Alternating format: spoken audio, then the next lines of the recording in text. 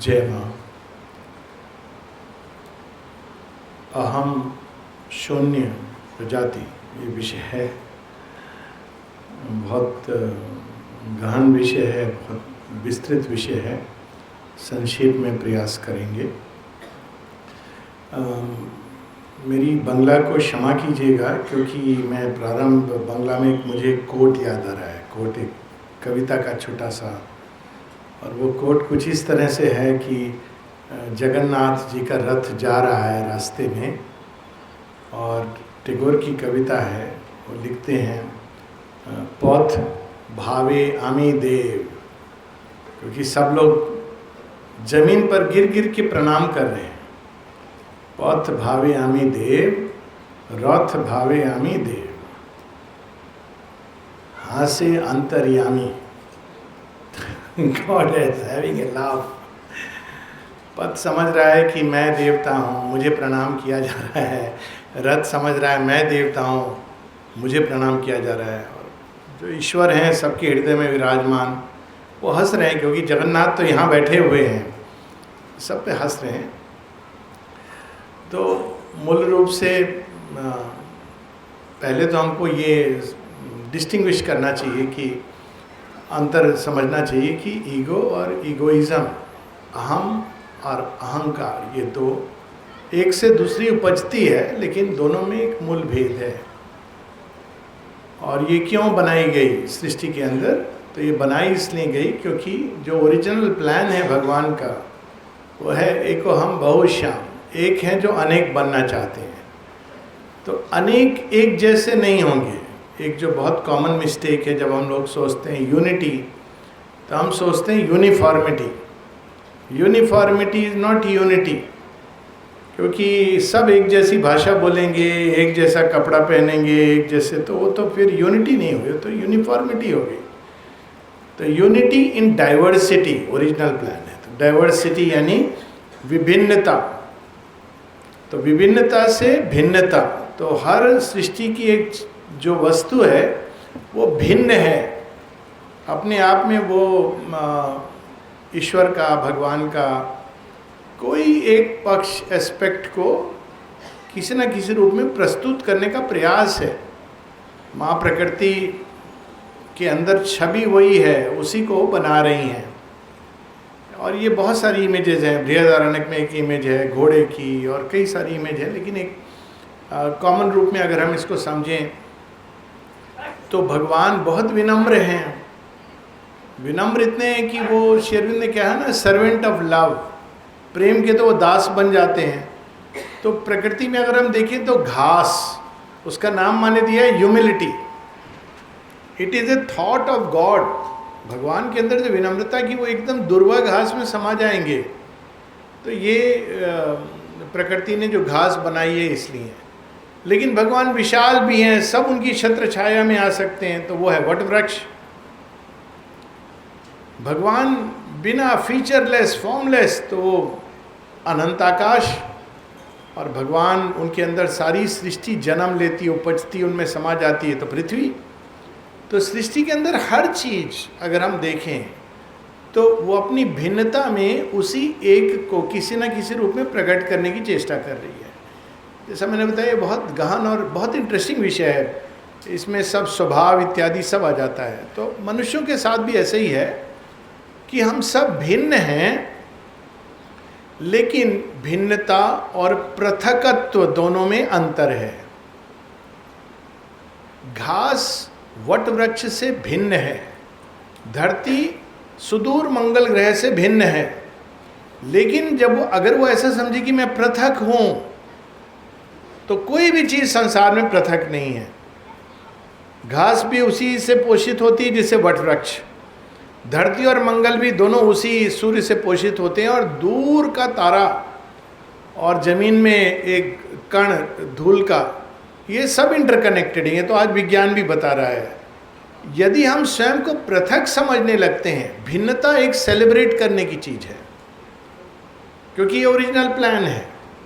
लेकिन जब हम स्वयं को सोचते हैं कि हम अलग हैं, तो वहां से क्या भाव जन्म लेता है? स्वार्थ, अहंकार, मैं बड़ा, अहंकार भी दोनों तरह का होता है। एक होता है मैं बहुत बड़ा हूँ, एक होता है मैं बहुत छोटा हूँ दोनों ही अहंकार है। तो ये सारी चीज़ें हमको पृथकत्व के भाव से जब मनुष्य जीने लगता है तो अपने आप को पूरी विश्व में जो यूनिवर्सल करंट है उससे कट करने लगता है। मान लीजिए कोई टेप रिकॉर्डर ऐसा सोचे कि मैं तो अपने आप में पूर्ण हूँ, काट दो तार, कोई प्रॉब्लम नहीं है, मैं तो चलूँगा, देखो मैं हूँ ना, गाना तो मेरे ऊपर प्ले करता है। तो आपने तार काट दिया, उसके पास करंट तो उसका वहाँ से आ रहा है सारा जो तो क्या होगा, बंद हो जाएगा। बैटरी पर थोड़े समय चलेगा, आजकल ये भी आ गया है, पर कितनी देर चलेगा, आप खोलेंगे चेंज करेंगे। तो पृथकत्व का जो भाव है वो घातक होता है जीवन में। भिन्नता का भाव वो एनरिच करता है, वो चीज़ों को समृद्ध बनाता है, सृष्टि को अद्भुत बनाता है। इसीलिए संसार की सृष्टि हुई है, ताकि भगवान के अंदर जो अनंत संभावनाएं वो नाम रूप में प्रकट हों। पहली चीज़ ये, माँ इसको बड़े सरल उदाहरण से बताती हैं कि ये ईगो का जो सेंस आता है वो वास्तव में भिन्नता के लिए आता है। और उसको बताती हैं कि जैसे आइसक्रीम बनाई जाती है, ये मुझे एग्जाम्पल बहुत अच्छा लगता है कि आइसक्रीम बनाई जाती है तो वो आप खांचा तैयार करते हैं ना, क्या बोलते हैं उसको, आउटर कवर, उसके अंदर आप एक में आपने डाल दिया वेनिला फ्लेवर, दूसरे में डाला चॉकलेट, तीसरे में डाला, आजकल लोग बिटर भी खाते हैं, बिटर चॉकलेट, पता नहीं क्या क्या डालते हैं, एक मिर्ची, मतलब पीपल आर एग्जॉस्ट हो गए हैं पॉसिबिलिटी। तो चिली के साथ आइसक्रीम, वो भी फ्लेवर है, कोकोनट आइसक्रीम, मतलब आप कल्पना कीजिए, उस बेस तो वही है ना, उसमें क्रीम है, दूध है, फ्लेवर अलग अलग है। तो भगवान के लिए प्रकृति ने हम सबके फ्लेवर अलग अलग बनाए हैं।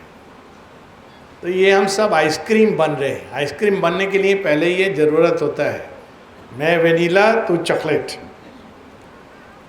लेकिन किसके लिए बनाई जा रही है? भगवान को टेस्ट कराना है। अब तो ये तो सोचना चाहिए ना, भगवान को आप करेला फ्लेवर आइसक्रीम देंगे या वेनिला फ्लेवर आइसक्रीम देंगे, वो तो ठीक है, वो सब खा लेंगे। तो ये एक पहली स्टेज होती है इवोल्यूशन की, जिसमें जब हम पशुत्व के अंदर ईगो का सेंस वैसे नहीं है लेकिन बहुत मिनिमल, जो मनुष्य के कांटेक्ट में डेवलप्ड है उनके अंदर प्रारंभ हो जाता है। परंतु मनुष्य के अंदर ईगो सेंस क्या है? अब एक ढांचा बना लिया। जैसे दूसरा हम एग्जाम्पल ले लें, ये मेरा घर, ये तेरा घर। धरती में तो सब जुड़े हैं, आज आपका है कल नहीं रहेगा, लेकिन फिर भी इसका लाभ होता है कि ये मेरा घर है, इसमें मैं अपने ढंग से चीज़ों को कर सकूँगा। यही फ़र्क होता है, क्योंकि लॉजिकली अगर हम देखें तो रेंटेड हाउस लेना कोई बुरी बात नहीं है, क्योंकि आप उसमें रेंट का जो खर्चा देंगे वो बहुत कम होगा कंपेयर टू जो आप बनाएंगे, उसको डिपॉजिट में डाल के चला सकते हैं, और आप 10 साल रहेंगे तो कोई निकलने को भी नहीं बोलेगा वो एक दूसरी बात है। लेकिन समस्या क्या है, आप उसको पूरा अपना मनमानी से नहीं कर सकते हैं। आपको उसको अगर सुंदर बनाना है, कुछ और करना है, तो आपको ओनर से परमिशन लेनी है। तो इसलिए एक खांचा, एक हम वास्तव में कोई कंक्रीट चीज़ नहीं है, लेकिन वो किसी भी चीज़ के साथ अटैच हो सकती है, और ये सेंस आता है उसमें कि ये मैं हूँ, और मैं से फिर क्या प्रारंभ होता है, ये मेरा है। तो मैं और मेरा प्रारंभ हो जाता है। और जैसा कि बताया कि ये प्रारंभ में आवश्यक होता है एक विकास, क्योंकि ये तो अगर बहुत जल्दी, कई बार लोग सोचते हैं कि अहम भाव से हमको दूर जाना है, तो वो अपने आप को फुटबॉल की तरह बना लेते हैं। आते इस तरह के पत्र कि मेरी सास मुझे ऐसे कुछ कहती है, लेकिन मैं तो योग में हूँ, तो मुझे अहम भाव से दूर होना है, तो मुझे सब सुनना चाहिए। नहीं, ये मार्टिरडम है, ये अहम भाव से दूर होने का तरीका नहीं है। अहम भाव से दूर इस तरह नहीं होते कि हम वृहत अहम के ऑल्टर पे, वेदी पर अपने छोटे अहम को सेक्रीफाइस कर दें। ये भी करते हैं लोग कि नहीं ठीक है, सच तो ठीक है, लेकिन अब हमसे बड़ा जो कह रहा है हमको उसकी बात मान लेनी चाहिए। लेकिन फिर तो पूरी गीता कोलैप्स हो गई। अहम से मुक्ति ऐसे नहीं मिलती है। वो केवल हम एक छोटा अहम बड़े अहम, लोग पहले कहते थे समाज के लिए, परिवार के लिए। कोई व्यक्ति कहता है कि मैंने पूरे जीवन अपना त्याग किया, अपना नहीं सोचा, उनका सोचा। हाँ, लेकिन ये कोई ठीक है, इसका अपना एक अच्छी ट्रेनिंग है, लेकिन यह योग ही नहीं करता है, ये योग नहीं है। बुद्ध देव अपना घर छोड़ के चले जाते हैं, वो ये नहीं कहते हैं कि मुझे तो परिवार की देखभाल। अगर ये योग होता तो बुद्ध देव को परिवार की देखभाल करनी चाहिए थी, उनको अपनी स्पिरिचुअल इम्पल्स को ख़त्म कर देना चाहिए था। यदि ये सत्य होता तो स्वामी विवेकानंद को एक अच्छा जॉब ले लेना चाहिए था, और श्री अरबिंदो माता जी के तो जीवन हम जानते हैं। तो अहम से मुक्ति का ये नहीं अर्थ होता कि हम छोटे अज्ञान से बड़े अज्ञान के घेरे में चले आए। That is not the thing. अहम बना ही इसीलिए है कि वो नतमस्तक एक ही जगह हो सकता है, और वो स्थान है भगवान का, उसी लिए बना है वो।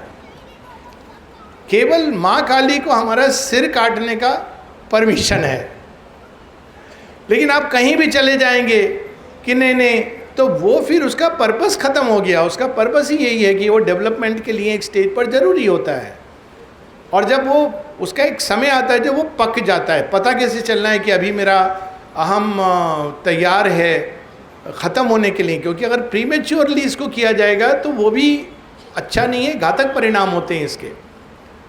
तो कब पता चलता है कि अब तैयार हो गया है, वो अंदर ही अंदर एक घुटन सा महसूस होता है। इसको श्री रामकृष्ण परमहंस ऐसे बोलते थे, पक्का आमी कच्चा आमी। आप ऐसे भी ले सकते हैं, कच्चा आम पक्का आम। तो आप कच्चा आम को तोड़ देंगे तो वो क्या बनेगा? अचार। उसको पकने दीजिए, पकेगा तो गिरेगा अपने आप, मीठा रसीला। भगवान भी खाएंगे तो बोलेंगे मज़ा आ गया। तो अहम का एक स्टेज पर आवश्यक होता है, और ये फॉर्म कैसे होता है? पूरे संसार से जब हम कभी कभी उसके विरुद्ध भी जा कर के चूज करते हैं, वो जो हमको सत्य लग रहा है, बहुत कठिन होता है इवन उसके फॉर्मेशन का मार्ग। एक बड़ी सुंदर सी एक छोटी सी लाइन मैंने एक जगह पढ़ी थी बहुत पहले, कि जो सबसे सुंदर सीपी है वो कैसे बनती है? जब वो पूरे जो समुद्र है उसके भार को, उसकी प्रहार को सहन करती है, तो वो गढ़ती जाती है। आप देखिए कितनी सुंदर बनती है बाद में। वो तोड़ भी सकता है और बना भी सकता है। तो एक स्टेज है इवोल्यूशन की जब हम अहम से चुनाव करते हैं, और वो जरूरी होता है। वो भी एक ईगो होती है, उसमें भी एक लंबी स्टेज है, तामसिक ईगो। मैकेनिकली हम चीज़ों को चुनते हैं। फिर एक होती राजसिक ईगो, जहाँ हम अपने स्वार्थ के लिए चुनते हैं, अपना फ़ायदा देखते हैं। अभी किसी ने पूछा था कुछ दिन पहले एक प्रश्न कि श्री अरविंद रचित दुर्गा स्तोत्र पढ़ने से क्या फ़ायदा होगा? हमारा क्या फ़ायदा होगा? सॉरी, मतलब वो मानता है फ़ायदा होगा, लेकिन हमारा क्या लाभ होगा? मैंने कहा देखो, जो देवता होते हैं ना, जो सच्चे देवता, वो तुम्हारे सामने आ जाएंगे ना, और तुम बोलोगे मेरा क्या फ़ायदा होगा, या तो एक जोर का थप्पड़ लगेगा या वो चले जाएंगे। जब तुम्हारे सामने स्वयं साक्षात माँ दुर्गा खड़ी हैं, तो तुम पूछोगे माँ मेरा क्या फ़ायदा करोगे आप बोलोगे ले लो मुझे, अपना यंत्र बना लो, कुछ भी कर लो, यही बोलोगे ना आप। कोई पूछ सकता है कि मेरा क्या फ़ायदा होगा? फ़ायदा देख रहे हो तो छोटी मोटी प्राण की शक्तियों को, उनको आवाहन करो, नॉट द ग्रेट गॉड्स। तो एक स्टेज आता है जब हम तैयार होते हैं इसके परे जाने के लिए, और उसके फिर और स्टेप्स एंड स्टेजेस हैं, लेकिन उसके पहले आता है जिसको कहा जाता है, एक स्टेज जिसको कहा जाता है सात्विक अहम भाव, सात्विक ईगो। ये पहला डेवलपमेंट का एक फेज़ है। सात्विक ईगो में क्या होता है कि हम अपने फ़ायदे के लिए नहीं कर रहे हैं कोई चीज़, ना केवल इसलिए कर रहे हैं कि मैकेनिकल है, परंतु वो जो हमको उचित लग रहा है, शास्त्र सम्मत है या उचित है। शास्त्र अल्टीमेटली अंदर में, लेकिन प्रारंभ में कि ऐसा लिखा है हम उसके हिसाब से करेंगे। हम अपना मनमानी से नहीं करेंगे, हम अपना पदवी के लिए नहीं करेंगे, हम अपने एम्बिशन के लिए नहीं करेंगे। जो उस अवस्था में वो तैयार नहीं है योग के लिए।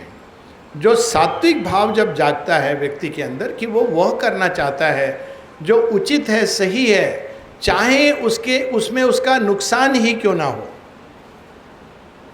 फिर भी वो करेगा। कई बार लोग पूछते हैं कि युधिष्ठिर ने जुआ क्यों खेला। युधिष्ठिर को ही पता है, एक बार तो हार चुका था ना, फिर दोबारा क्यों गया।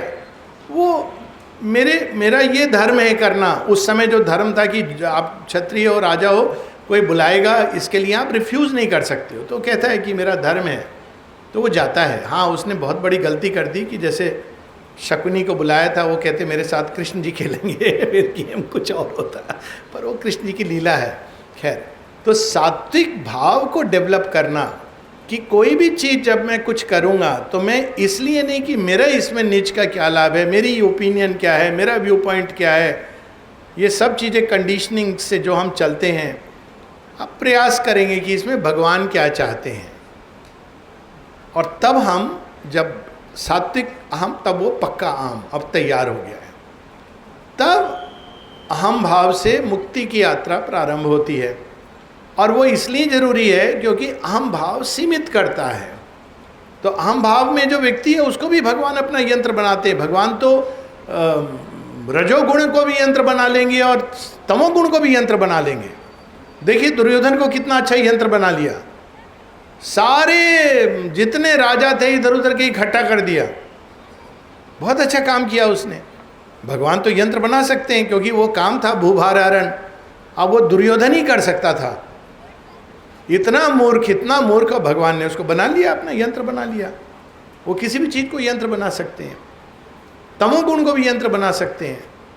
लेकिन वो एक अलग चीज़ है। सात्विक अहम से जब बाहर निकलने का प्रोसेस शुरू होता है तो पहला स्टेप आता है to become a conscious instrument of God. बहुत सारे इसके प्रोसेस है, लेकिन एक जो श्री अरविंद बताते हैं, और खासकर चूँकि कर्म से हम लोग जुड़े हैं तो उस भाव से हम लोग ले सकते हैं इसको। श्री अरविंद का एक बहुत सुंदर ऐसे है, एसेज डिवाइन एंड ह्यूमन में, उसका नाम है द डिलाइट ऑफ वर्क्स।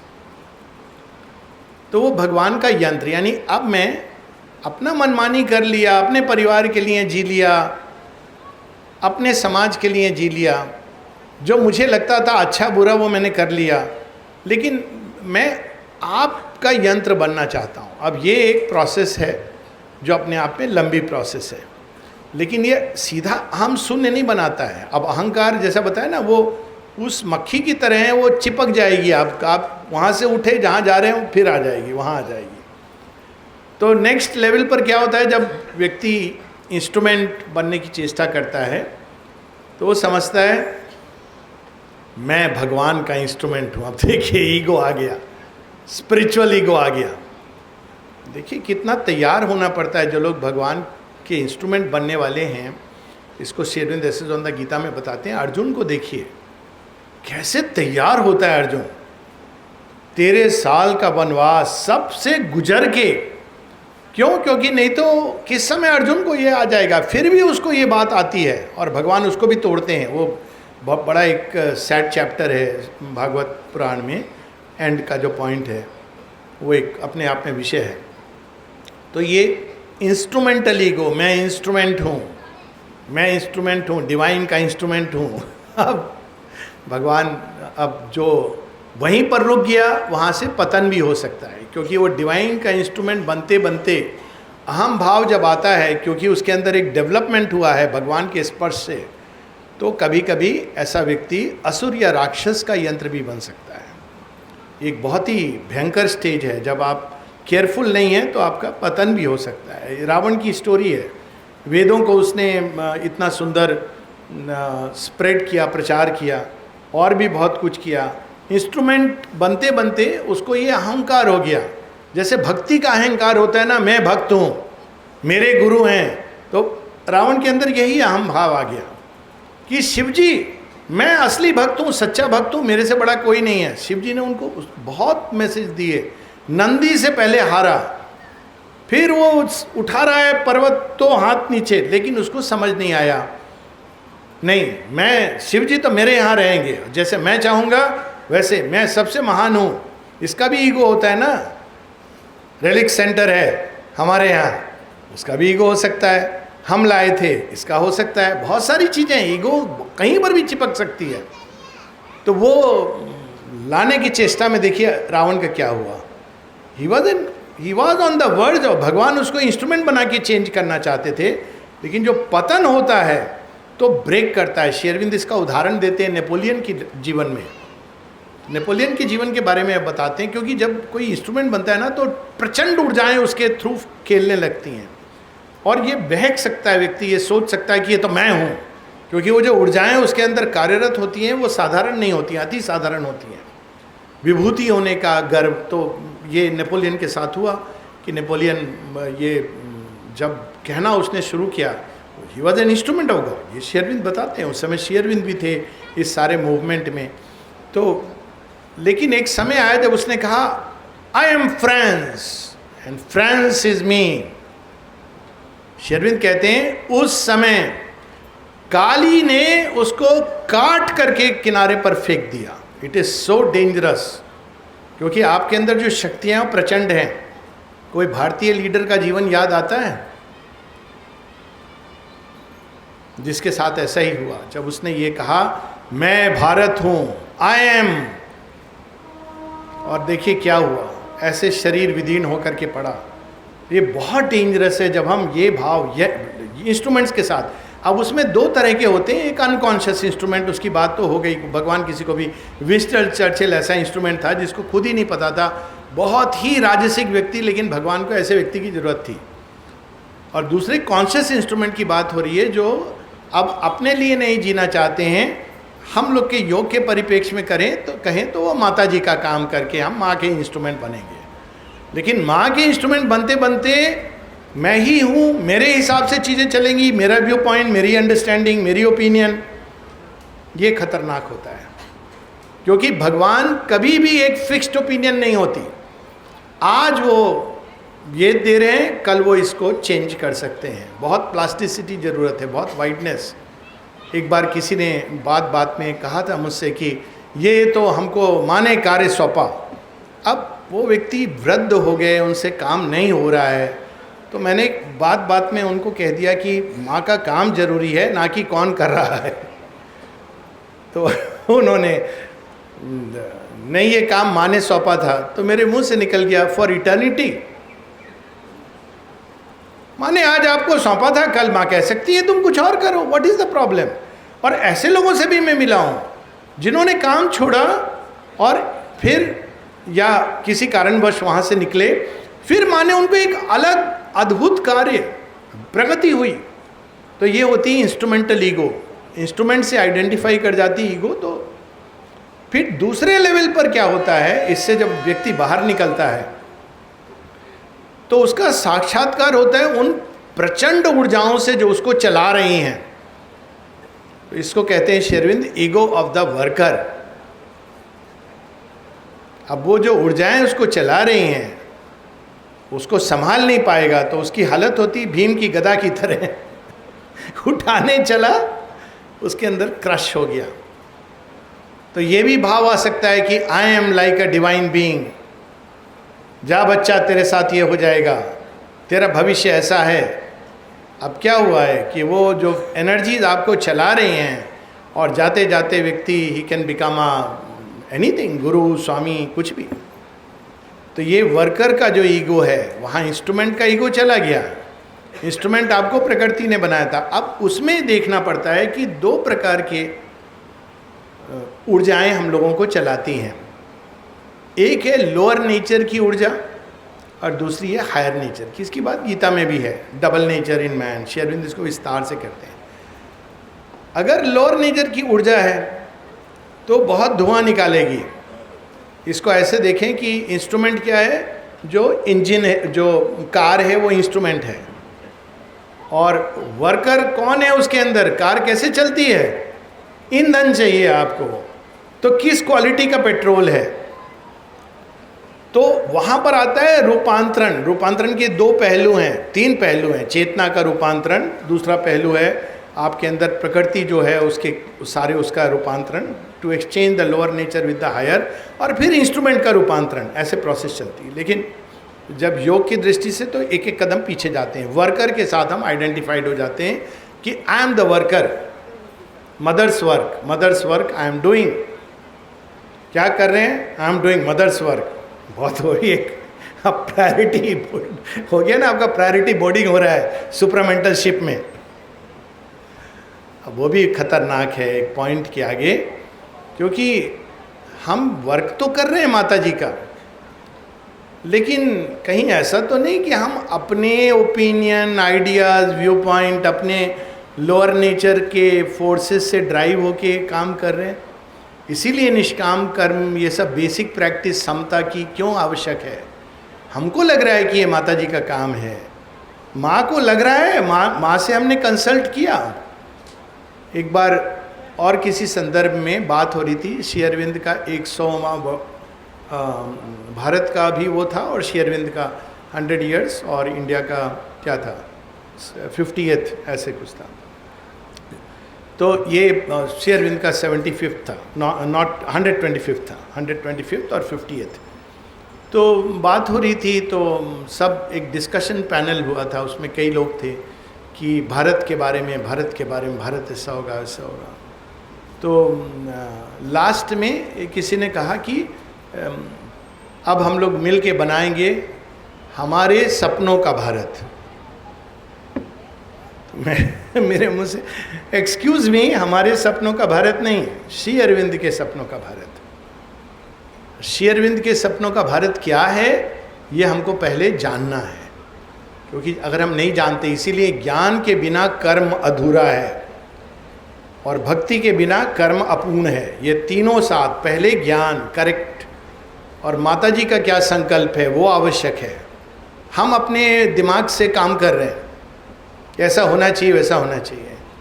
माँ क्या चाहती हैं, और माँ तो ऐसी, अब देखिए, अब कृष्ण जी का जीवन देखें तो समझ आता है। श्री अरविंद को स्वयं देखें, श्री अरविंद को जब वो पॉलिटिकल फील्ड छोड़ के आते हैं तो कई लोग ये चाहते हैं कि आपको रिवॉल्यूशन में रहना चाहिए, इंडिपेंडेंस मूवमेंट, और बहुत सारे उनके अपने साथी थे जिनको ये लगा कि ये क्यों उतरे हैं, जो श्री अरविंद से पूछते हैं कि आप आ जाइए। कई लोग इसको नहीं समझ पाए, लेकिन श्री अरविंद को क्लियर था कि मुझे किस काम के लिए अब भगवान ने चुना है। अब उस समय वो किसी से सलाह करते तो लोग क्या सलाह देते। श्री कृष्ण जब मथुरा छोड़ के द्वारका जा रहे हैं, अब सोचिए जितने भी लोग थे वो क्या सलाह देते, अरे हम लोग हैं ना, लड़ जाइए, भिड़ जाइए। लेकिन श्री कृष्ण ऐसा नहीं करते हैं। श्री कृष्ण की विल उस समय बिल्कुल अलग है। अब क्यों है वो एक अलग बात है, वो कहानी अलग है, अपने आप में सुंदर कहानी है कि वो क्यों द्वारका चले गए, रण छोड़, उनको लोग ये कह रहे हैं।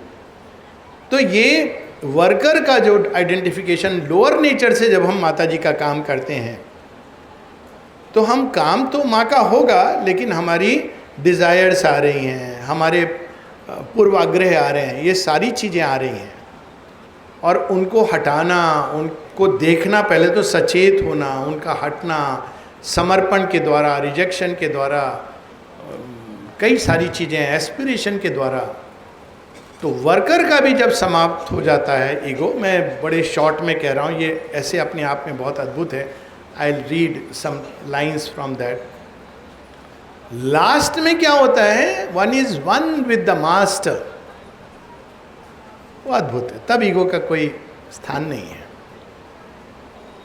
तब फिर वो हनुमान और राम एक ही है, माता जी ने कहा है ना, और ये तो रामायण की अध्यात्म ट्रूथ यही है कि दे आर वन। लेकिन यह रूप धरा है ये दिखाने को कि भक्ति कैसे होती है, सेवा कैसे होती है। शिव के अवतार हैं, Hari Har are one, they are not two. तो वो फिर आप केवल जब तक कार्य चल रहा है, लेकिन आपका ये आइडेंटिफिकेशन कि मैं इंस्ट्रूमेंट हूँ, मैं वर्कर हूँ, ये सारी चीज़ें समाप्त हो जाती हैं। ये नहीं कि आई एम डिवाइन वो भी, then you are nobody and nothing, it doesn't matter what people think of you और do not think of you, समाप्त हो जाती है बात। क्योंकि थिंक ऑफ यू और डोंट थिंक ऑफ यू ये कब आता है, when you are there, when you are not there. माँ से किसी ने कहा, माँ वो मुझे बड़ा इंसल्ट करता है, मैं तो रास्ता छोड़ के दूसरा रास्ता ले लेता हूँ क्योंकि वो व्यक्ति इंसल्ट करता है। बोलिए मैं क्या करूँ, मुझे तो गुस्सा आता है, लेकिन मैं करूँ क्या। तो माँ कहती हैं the ego feels insulted the soul does not feel insulted. तो अब केवल इस खेल के लिए, बिकॉज आई का सेंस भिन्नता जरूरी है, तो वो साइकिक बीइंग उसका स्थान ले लेता है पूरी तरह। साइकिक बीइंग के अंदर ये भाव नहीं होता है कि, ये भी नहीं कि I am mother's child, special child, क्योंकि जैसे ही आप साइकिक बीइंग के साथ आइडेंटिफाइड होते हो तो आप उस यूनिवर्सल कॉन्शियसनेस में प्रवेश करने लगते हो, जहाँ केवल मेरे अंदर ही नहीं, सबके अंदर भगवान है। राग द्वेष ये सब चला जाता है, मैत्री करुणा एवश्च, ये ऑटोमेटिक ये प्रोसेस है, क्योंकि वो डोर ऑफ एंट्री है, फैदमलेस पॉइंट, जहाँ से आप यूनिवर्सल में प्रवेश कर जाते हैं। तो फिर हर चीज़ के अंदर भगवान कैसे कार्य करें ये स्पष्ट होने लगता है। फिर आनंद आता है, क्योंकि इन एवरीथिंग, जिसको आप कह रहे थे जीत, उसमें भी भगवान, जिसमें आप कहते थे हार, उसमें भी भगवान। कई बार लोग ये भी पूछते हैं, हम तो माता जी का काम कर रहे थे, हार क्यों हुई, फेल्योर क्यों आया? श्री अरविंद से भी किसी ने ये प्रश्न किया, सोचिए। श्री अरविंद का उत्तर अद्भुत है। What if failure suits the divine and his purpose better? अच्छा, ऐसा भी होता है।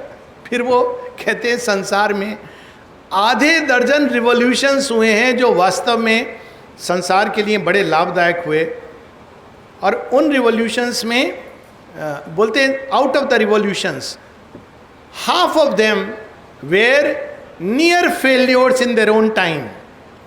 क्लासिक एग्जाम्पल है French revolution, it was a failure. वो नेपोलियन बेचारा कहाँ पर जेल में जाके, मतलब आइलैंड में जाके कैद हो गया। डॉन्टोन जो श्री अरविंद स्वयं है, गिलोटिन। रॉबस्पियर डिफेक्ट कर गया, जो नलिनी थे। ये सब कुछ हुआ। लेकिन आज इंडिया के कॉन्स्टिट्यूशन में बहुत स्ट्रेंज बात है, आप देखेंगे ना उसका फर्स्ट पेज, तो हम फ्रेटर्निटी फ्रेंच रिवॉल्यूशन कहाँ से आ गया है मुझे नहीं मालूम। आई वाज पीपल कि ये कहाँ से आ गया फ्रेंच रिवॉल्यूशन का नारा। It is there, fraternity, equality, unity, ये तो फ्रेंच रिवॉल्यूशन का नारा है। उस समय वो फेलियर हुआ। उसी प्रकार से आप फ्रीडम मूवमेंट में देखेंगे, इस पर तो पूरी आनंद मठ नॉवेल है कि वो अंत में वो जीवानंद, और वो कहते हैं कि ये क्या हो गया, हम तो मुसलमानों को भगा रहे थे, यहाँ तो हम, इनका भी बाप आ गया, ब्रिटिशर्स आ गए, ये क्यों हुआ? तब वो कहते हैं यही प्रभु की इच्छा है। तो प्रभु की इच्छा, उसको सार्थक करने के लिए जिसलिए हम सब हैं, ईगो का लेश मात्र समावेश नहीं होना चाहिए, क्योंकि ये डिस्टॉर्ट करती है।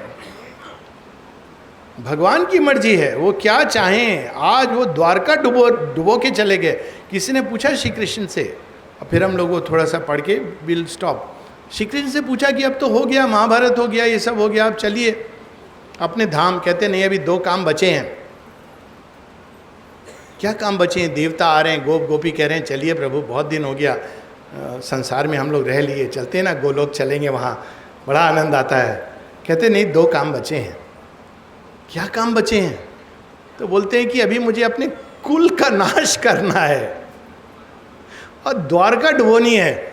वो कहते हैं हे प्रभु, ये भी करने वाले हैं आप? हाँ हाँ। कौन करेगा नाश? सारे तो चले गए, जितने पहलवान थे सब तो आपने महाभारत वार में खत्म कर दिए। तो आपके कुल का नाश करने का सामर्थ्य किस में है? मेरा बच्चा करेगा। भगवान का संकल्प है, सांब उन्हीं का बेटा है या पौत्र है, प्रद्युम्न का शायद बेटा है, वो करेगा। द्वारका कौन डुबाएगा? मैं ही करूँगा। फ्लड्स आएंगे, डूब जाएगी द्वारका।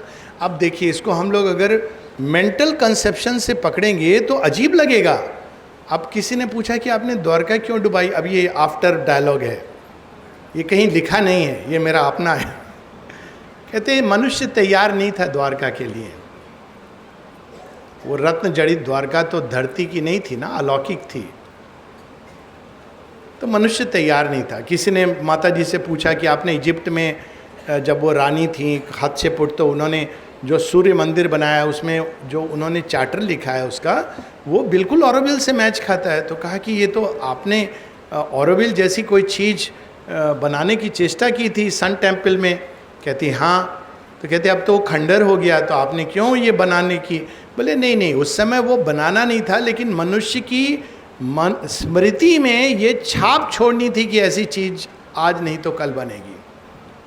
और इसी बात को मैं एक कदम आगे ले जाता हूँ, क्योंकि मेरे माता पिता 3 तीर्थ हुए थे, चौथा तीर्थ बेटा ले जाएगा, श्रवण कुमार। बेटा का तो फिर पौंडीचेरी चला गया, द्वारका बचा था उनका। तो मैं उनको जब पौंडीचेरी आए, मैंने बोला देखिए आप द्वारका आ गए हैं। तो उन्होंने कहा ये कैसे द्वारका? मैंने कहा वहाँ डूबी थी अरेबियन सागर में, बे बंगाल में भगवान ने इसको निकाल लिया है।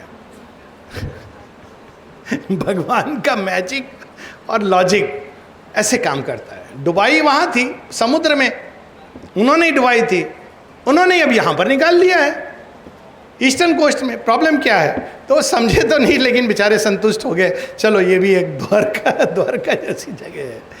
तो किसी भी प्रकार का, इसीलिए सारी जो प्रोसेस है, डिटैचमेंट, इक्वेनिमिटी, निष्काम कर्म, ठोक ठोक के अपने अंदर में कर्ता का भाव, आई am the doer, so dangerous, I am the instrument, instrument उसके बाद डूअर, ये दोनों चीज।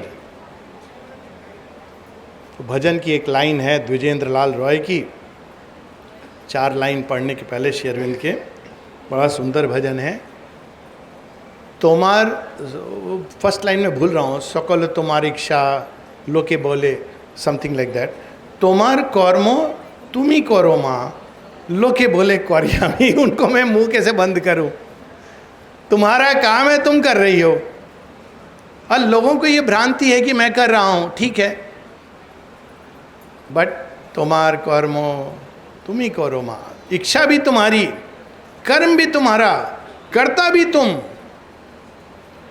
सकलो तुम्हारी इच्छा, तुम्हार कर्मो तुम ही करो माँ, लोके बोले कौरियामी। तो this is the final stage of identification, then रूपांतरण स्टार्ट्स। रूपांतरण is a later stage.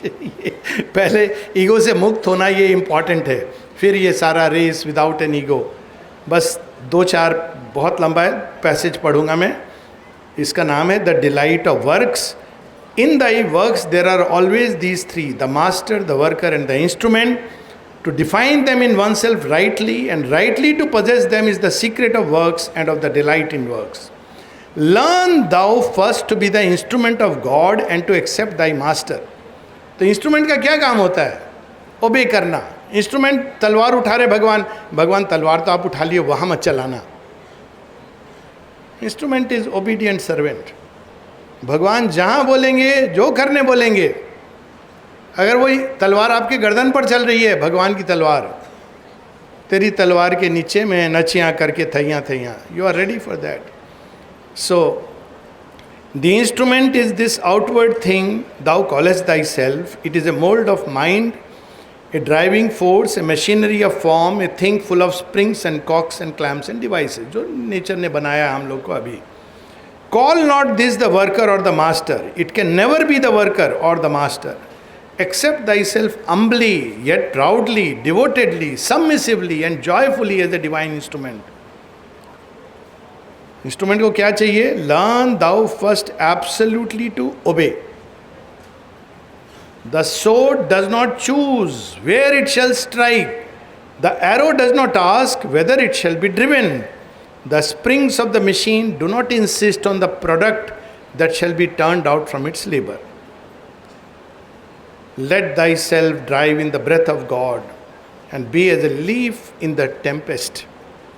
Put thyself in his hand and be as the sword that strikes and the arrow that leaps to its target. The सोड, अब ये जो part है बहुत सुंदर है. The sword has a joy in the battle play.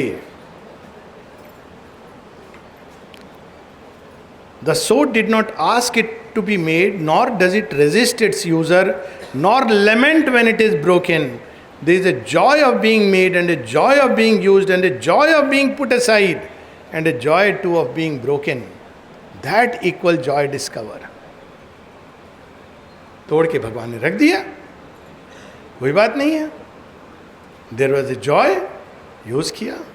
तो इसके बाद वो नेक्स्ट कहते हैं, know thy self next as the worker. Understand thy nature to be the worker and thy own nature and all nature to be thy self. अब वहाँ पे आती प्रकृति। अब मानव प्रकृति अलग अलग तरह की, वो अपने आप में एक पूरा एक चैप्टर है। तो आपकी प्रकृति के माध्यम से भगवान एक्ट करते हैं। लेकिन अब यहाँ पर आता है, but in thee there is a special movement, a proper nature and an individual energy, follow that like a widening river till it leads thee to its infinite source and origin. अब ये देखिए, ये आपका proper nature, स्वभाव स्वधर्म, इसकी बात हो रही है। अब इसका क्लासिक एग्जाम्पल, कई लोगों को दादा के बारे में ये समझ नहीं आता था। वो किसको क्या लिख देंगे, बोल देंगे, पर उनके अंदर वो भाव है, उनका प्रॉपर नेचर वो काली भाव है।